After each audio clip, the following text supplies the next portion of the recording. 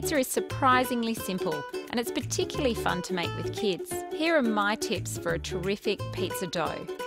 High gluten flour, known as strong or bread flour, is the best one to use for pizza dough. The gluten in the flour is what will give your pizza base a good texture.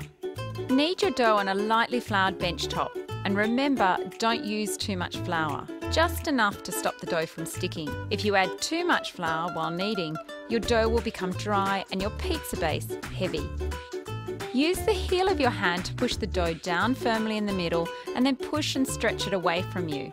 You can use your other hand at the same time to pull the other half of the dough towards you to really make it stretch. Then fold the dough back on itself, give the dough a quarter turn and repeat this process over and over again.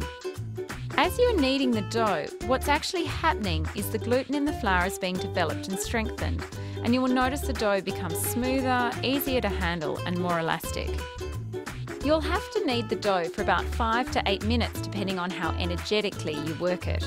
The more gusto and enthusiasm you have, the quicker the job will get done.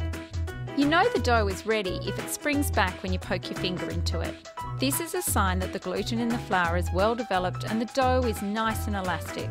If you don't knead the dough enough, the pizza base will have a holey, almost crumbly texture. When the dough is ready, place into an oiled bowl and then turn to coat it with the oil. This will help stop a crust from forming on the dough as it rises.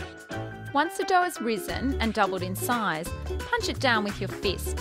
This will deflate the dough, making it easier to handle, as well as reinvigorating the yeast, which will help give your pizza base not only a better texture, but also a better flavour.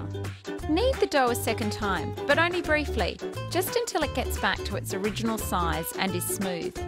This will get rid of any remaining large air bubbles so that your pizza base has a nice, even texture.